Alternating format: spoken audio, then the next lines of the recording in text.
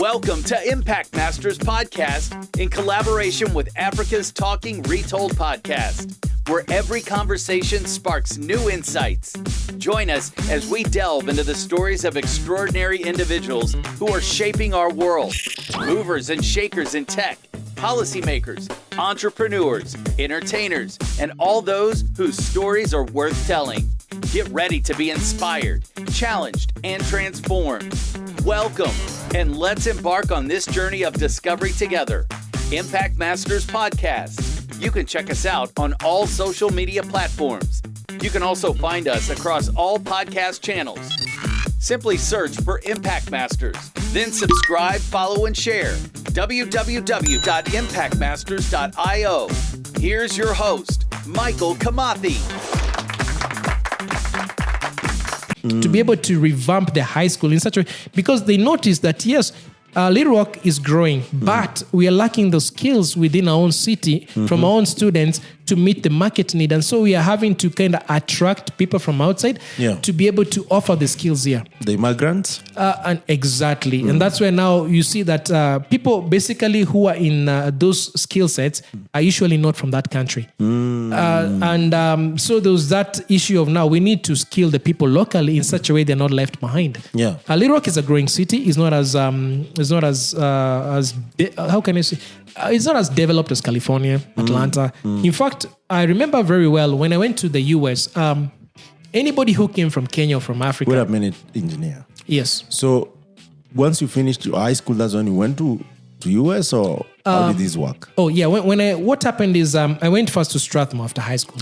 You joined Strathmore for diploma or It degree? was diploma. Okay. It was, at that time we had something called IDPM. I see. And this was what now became MIS, Management of Information Systems. And so there was a program that was teaching, introducing us into that aspect of technology. And that's what IDPM was all about. This is the time was it during the gap year or? Yes, it was during that one gap year before you're called to college. Yeah. Because eventually I did get called to Moi University, but by then I had received a letter and a scholarship to go to the University of Arkansas at Little Rock at that time. I see. Yeah, so I spent some time, and that's where now I made my first computer. This is what we call Windows. Let me ask you, because a lot of people actually fall into this dilemma. When they get, the scholarship and, to join maybe Harvard, MIT, and all these other places, and they have been invited in the local universities. So how was that decision for you? Did your experience influence that? Were there mentors who told you, what, more universities are good university, but, if you're in US, there are more opportunities. How was that decision making for you? For me, it was easy. The reason I say it was easy, it's because at that time, that period of time, looking back, there was this tendency of everybody is getting out of the country. I see. Everybody. I see. The reason I say almost everybody, it's I can give you a good story about this one. Yeah. There was a friend, somebody joined me. We went to high school together. Having gone to high school together, I went to the US. He comes, he follows. He asked me, can you see which schools I can also join? So he comes, he joins me. Yeah. And then when he joins me, there happens to be somebody else from his neighborhood, still in Buruburu, who had a get-together, more like his birthday. So he tells me, do you remember this guy back in Buruburu? Well, he's having a birthday. So why don't we, because he knows I'm here and he wanted me to go, and he doesn't know you're here, but we can go. So we go to his place. This was in Houston. So going to Houston, as soon as I opened the door, everybody in that room I knew, literally. And there were more than 30 people from Kenya in that room. This is already, you're in US. Already in US. So what I'm trying to tell to you, what I'm trying to say, there was this period whereby everybody after high school wanted to leave the country. Yeah. And the reason this was happening, it's because there was a lot of strikes taking place in our local university. I see. And so there was this aspect of, if I join the university, how long will I take before I finish? There was that aspect of, will I truly learn anything? There's a period, there was too many strikes in our local universities. So when this opportunity presented itself, to me it was, it's no thinker, no brainer. Best thing is to go. Yeah. Because why am I sticking around here? and by the way, it's very sad even now that most of our universities are broke. Yes. You're aware of that, right? Yes. Which is not good because, education forms the economic aspect, the political aspect. Yes. Even the growth in terms of human, knowledge capacity. Yes. And when I see these every day, I'm so discouraged because of one thing, is that we are hurting where we can't recover. Because if our higher learning education are not working, that means our capacity to build anything else becomes dependent on other nations. Exactly. And this means we owe someone something. And I don't think anyone, either on a personal capacity or country capacity, want to be always owing someone something. I'm not saying that you should not owe someone, but it should be more of a back and like a symbiotic kind of relationship, as opposed to where it's one-sided kind of, you owe me, always you owe me. Yes. And you put yourself in a position where you can't make certain strategic decisions. I see. And with your knowledge, maybe even being out there and, even making that decision to go abroad for the further studies. For sure. What do you think is going on here? That universities, you hear more universities broke, they're almost closing. Now I hear universities operating at deficit for a long time. Yes. There's KU, which is now it doesn't have enough money. Yes. Their land is being given out. Yes. There are all these issues going on with our higher learning education. Yes. Then there's a private sector that has cropped into higher learning education, which brings substandard kind of education. Okay. So there is all these debates. I'm not saying that private people should not invest in higher learning education. Okay. All I'm saying is that we should operate at a certain standard so that regardless of which you decide to join, you are okay. Yes. Yeah. Coming back to that question, it's interesting. Yeah. The reason I say it's interesting, I want you to look at every single major city in the US. Every single major city. They're all built around a university. Every single major city, they're built around a university.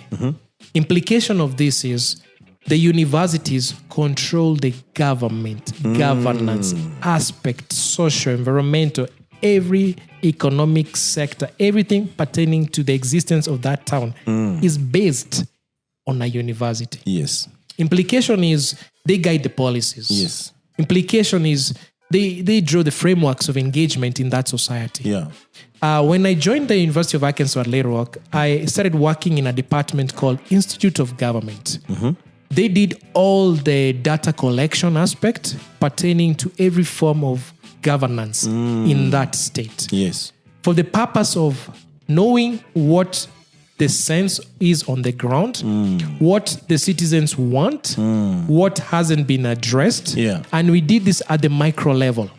Micro level means I need to know how tall is your grass outside your house. I see. So every single policy from the minuteness of it was guided, advised by a university. Yeah. Any policy, be it medical, we'd query each and every single institute, be it the health sector, whatever it is, the games and fish commission, which pretty much is a tourism sector also, the recreation, we would question that. There was a whole department office that was financed for that. Implication is the research that takes place in these universities doesn't take place in our own local universities. It's actually externally influenced.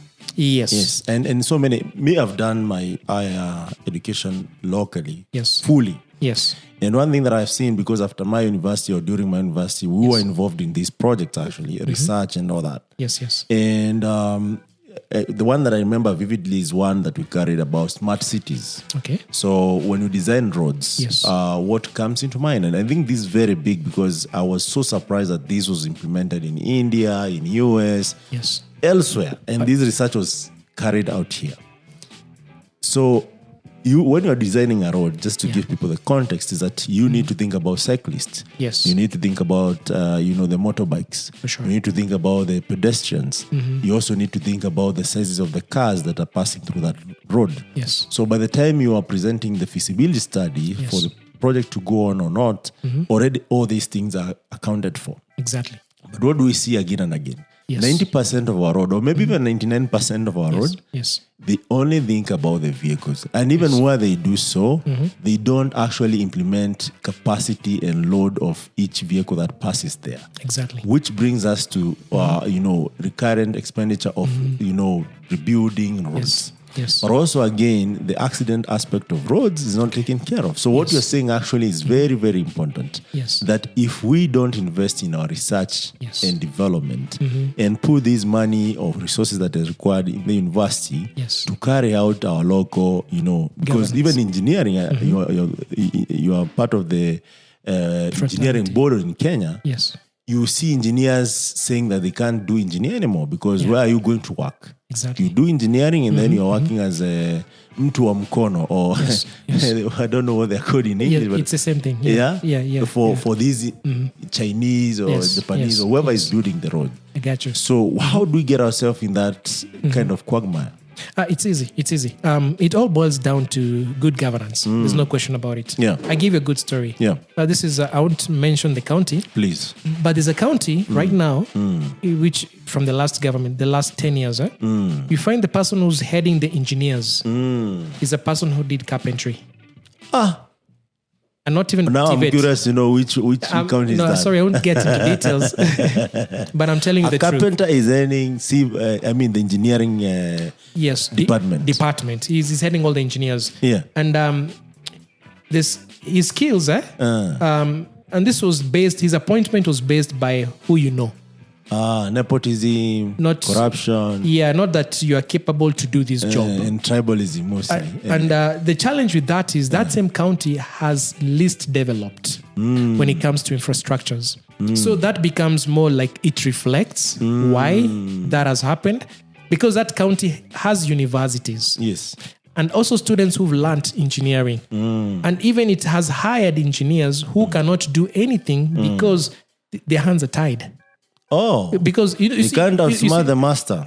That's a problem now. It comes the carpenter. They can't outsmart the carpenter. Yeah, that's a problem. The problem is you lack what you call an open door policy of governance, whereby I am open for whatever works best for the people or for this office. So we're not disputing that a carpenter can lead. Can lead, yes. But also there is that insecurity of if you do more than this, you're fired because you're outshining the master. And it's what I can say with that is it's a kind of inferiority complex, to be honest. The reason I say this, there's a story whereby they keep saying that people were taken out of Egypt, but Egypt was never taken out of them. As in, we're still in this post-independence thinking. Yes. Whereby we are still slaves to a mentality, a certain form of mentality. You are oppressed. You are oppressed, and you being oppressed, what happened is, later on in life, you're still not free. You're still not free. Yeah. I can comfortably say that during the Kibaki presidency, we started sensing some freedom in the society where people started expanding themselves, kind of opening up to kind of contributing to the economy and the growth of it by just being as good as they are and they being themselves. Yeah. Now, when you come to the micro level, you'll find that there's that level of oppression that still exists in the minds of my fellow brothers and sisters. Yeah. The reason I say this, I took a plane from the US to Nairobi. Yeah. I take Emirate flight. Yeah. It was the condition was superb, exquisite. Yeah, trust me, I knew this is the normal. And remember, I've lived in the US for 17 years. True. So I know what's supposed to be, and I know when it's not supposed to be, what's supposed to be done. So I check. So are you saying US is the measure of things? What I'm trying to say, there's a society that knows its rights.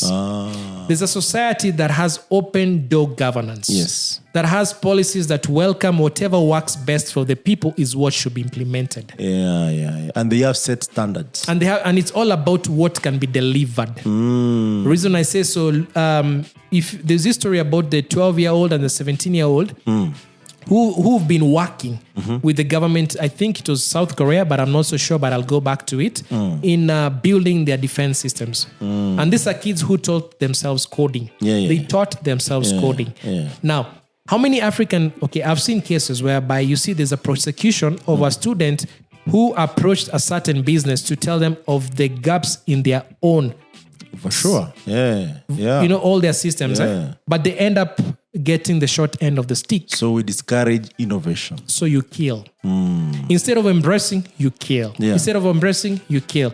And it's that open door policy of what works best for the people that should be embraced. If this kid is good in this, then he's made me identify something good in him that can work for the best of my office. Yes. Best thing I can do is not prosecute, but work with. Now, the aspect of collaboration comes again here. Yeah. We are not competing. Yes. Whatever works best. Yes. Let's put it on the table. Yes. For the good of the people. There's something you said that is very interesting before you tell us the Emirates story about, us being off Egypt, but the Egypt is not off us. And I know even we have a local saying about that, the village analogy.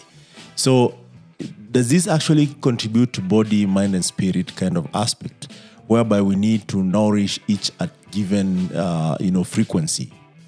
It's important. Why I say it so, remember religion has been used to manipulate people. Sad story. How? Many ways. Look at every war. Is there a war that religion was never an aspect of it? Okay, the Ukraine. How is the religion involved? Let's go back. Yes. Ukraine is another whole different story because that's not even what you can categorize. We are fighting them. But going back, let's look at this way. Africa, spirituality is big. Yes, it's big. It was big even before colonization. Even before it was, And so that became a good entry point for colonization. Because once we capture your spiritual aspect, everything else falls in place. Yeah. It's like it was more like a joke to him, that we were told to close our eyes and pray. When we opened, the lands were gone. You see what I mean? Very true. So the point is... it sounds funny, but it's true. It is true, yeah? It's true. So the point is... we are wholesome. There's a spirit aspect of it. They say we are just spirits with a body. And do you think Africans trust so fast? Like, we trust each other, but also we trust other people who don't have good intentions to us. We don't trust ourselves on many levels. The reason I say so... So we don't trust at all? We do. Okay. As I said before initially, we were in Egypt. But Egypt was never taken out of us. Yes. There's a big analogy on that aspect. Reason I say so, remember... There's that comfort zone. Once you get into a comfort zone, you prefer, they say, the better the devil you know than the angel you don't, right? Yes. And so there's that fear aspect of crossing the boundaries, going beyond what we know as normal. Yeah. And that's why it's easy, for example, in this setting of ours, our beloved continent, easy to demonize something we don't understand. You demonize it. You make it look evil. Yeah. I mean, look at Huduma number. This was something that was done years ago, but it's being implemented years later. Why? Because we thought of the 666. There's a whole story that came around that. Why? Because of demonizing things we don't understand. Why? It comes from the issue of superstition. And that's what I was driving to in terms of religion and spirituality. Superstition. Yeah. As in, this happened to this kid because mama, daddy did this or somebody in their line. And maybe it's just a disease that can be taken care of by the right science. You see what I mean? Yeah. I mean, we've had so many cases, so many stories of whereby, people don't go to hospital because of a certain faith they hold on to. I mean, there's a place for science. There's no question about it. Yeah. That's why God gave us a brain. There's no doubt about it. Why? The brain is supposed to do something, right? Yeah. It's supposed to be... Up to now, we're still discovering... I mean, life has always been in existence for thousands and thousands, but we keep discovering. Why? Because we discover to the level we accept, and then another generation comes and pushes to another level. But if you think about it, I mean, when looking back at the story of creation, just a good story, a good analogy. There was a tree, but there was no chair, there was no table, right? This came later on, but there was a tree. Does that mean that the chair never existed or could not ever exist at that period of time? But now that you've brought about the tree, this tree, there is so many transitions about what tree was. Yes. So, but let's assume it's just literally a tree. Yes. So you are saying people then didn't find use of making chairs and tables and all that? Yeah. So but the tree was still in existence. So my point is that knowledge is there's a potential of increasing your knowledge towards advancing humanity and the existence of humanity being bettered, being made better. So the point of this is we that's why I was saying the open-mindedness, open door policies. Don't demonize what you don't understand. Seek to understand. Seek to understand. Seek to know how this came into be, why it came into be. Seek to know first. Exactly. Don't jump to the guns. And this definitely will create better peace. I mean, more peace. You know what I mean? I mean, because the aspect of not understanding is what also brings issues about war and tensions. So understanding should be an aspect, and that's why it has always been my bottom line, to understand.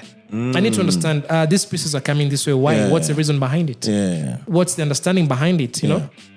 A good example, Taylor Perry. You know Taylor Perry, right? Yeah, I know Taylor. And he's done a lot of good in the movie industry. But and with certain agendas. With certain agendas. And he's self-taught and all that. Oh, he's self-taught producer? Everything. Oh, I see. I mean, he's, which school? He didn't go to learn all he learned. Oh, okay. It was the school of life. You know what I mean? That's new information. Yeah, you have a gift, you have a talent. He kept and the dude pushing. has done amazing stuff. Amazing. And this actually brings me to something different actually here that now that you mentioned Taylor.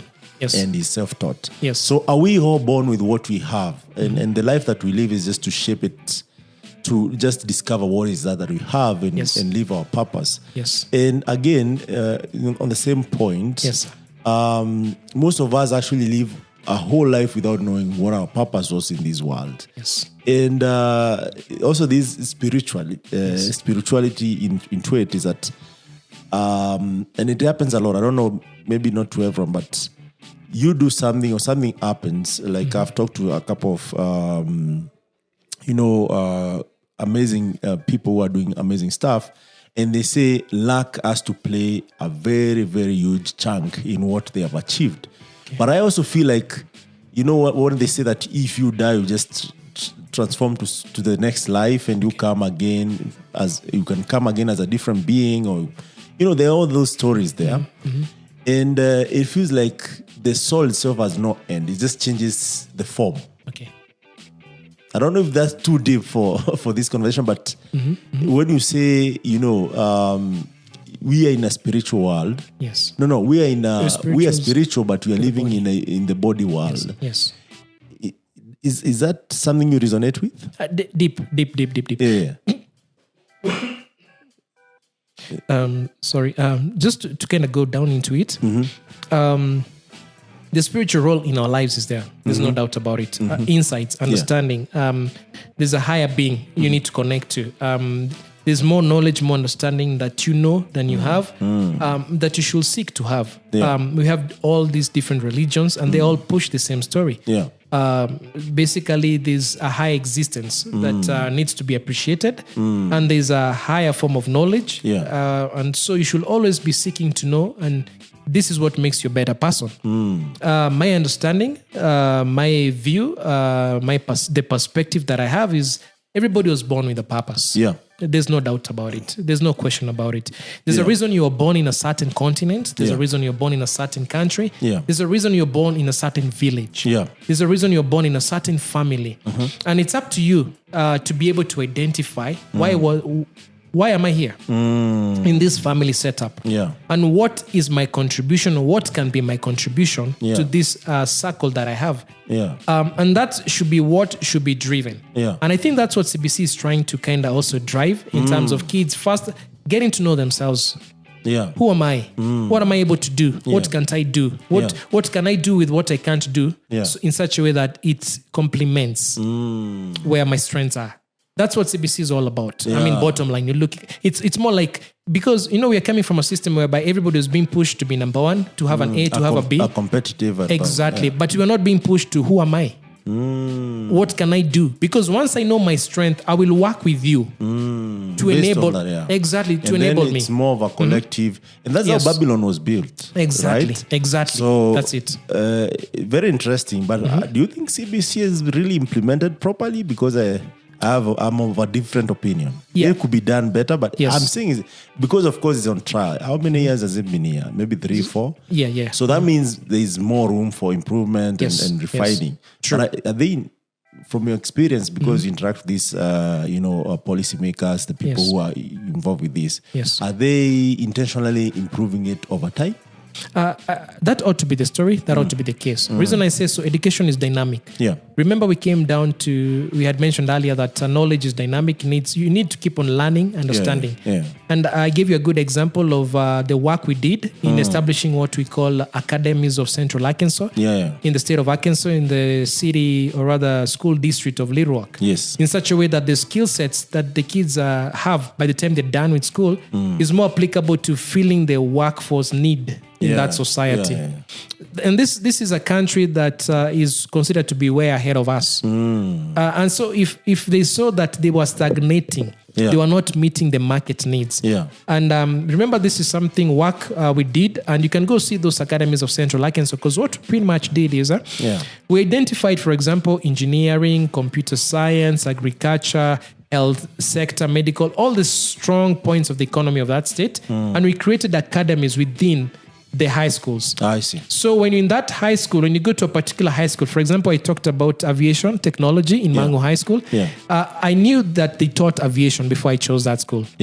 So when I was going there, my mindset was on the engineering, aeronautical engineering. So also there's transparency on what is happening on the ground. Exactly. So definitely there was a need to have pilots being shaped up from an early age. I see. And that became the focus. Even in the sports world right now, we know the Kenya government has these sports academies that it's kind of been pushing as an agenda, because to grow that talent, to nurture that talent, of which I had seen SportPesa kind of working on before a lot of issues came up. But there's that need to be able to focus. Now, as a student, I go here, I know computer science they have an academy of computer science. Everybody in that high school is welcome to learn something from that academy. But there are those who literally identify themselves with that academy and they take the whole course until examination. Now, CBC, that's what it's supposed to achieve. I know 844, we did a lot in 844 in primary school. I can't even remember how many subjects we had. We had so many. I mean, my backpack was heavy every single morning. I mean, I built muscles while I was still in primary school. Books were so many. We did carpentry, those woodwork. I remember I even did home science, art and craft. I made some PJs, by the way, when I was in primary school. I made some booties, which my sister and brother used later on in life. I made some mats, I remember. Did you make petticoats? Mine when I came in, they told me pajama. And that was tougher than the petticoat, because petticoat just take two pieces. You kind of just put the hem stitches and all. Pajama was too complicated, man. True. You have to size it up to the shoulder size, to the right fitting. So I became a tailor while I was still in primary school. You're an engineer, so yes. This that came could later. not be hard for you. We were still kids then, remember? No, if you're an engineer and this is one thing that I think we should pass across. And even parents, as much as kids are involved. Some of the things that you do later in life, I don't feel like there's a miracle that happens for someone to become an engineer. You are born an engineer. It's only that with time you start learning all this. And it takes us back to what we said earlier. Everyone is born with what they need in this life. True. What actually we do in life through education and everything is just to amplify and ensure that signal is more focused on that, and then making sure that we are implementing it. So I agree. At the end of the day, it is what it is. It is, It is. What you said is true. That you're born. Somebody say, I'm looking for my purpose in life. And when somebody's saying that, they're always looking outward, other than inward. I like that. You see what I mean? That's where now the confusion comes in. You're looking for this sign from the skies. It's inside you. Yes. Big, and that's now the motto in high school. This is Mangu High School is Jishinde Ushinde, which means defeat yourself. Inside. It's from inside. It's inside. Inspired. Everything is inside. Your whole package. The more you dig deeper into yourself, the more the good comes out. Let me ask you now that you've said Jishinde Ushinde. Yes. Is that why they wrote their motto in every exam paper? Because you used those papers to revise. Yes. Jishinde Ushinde. Ushinde, exactly. It's true. That was interesting when I saw those papers. I was like, Jishinde ushinde. Yes. That sounds cunning. Yeah. But with the time I realized, Yes. it means a lot because Yes. for me, I started looking for my purpose when I was really, really young. Okay. And when I tell my story, people will piece things together and know why. Okay. But it's very, very interesting to always look for your purpose. It doesn't matter, by the way, the state of life you are in right now. For sure. Or your age or anything. Finding your purpose is very important. It helps you live fully nourished life as opposed to where you are chasing this, chasing that, looking outward and all that. Yes. But that's aside.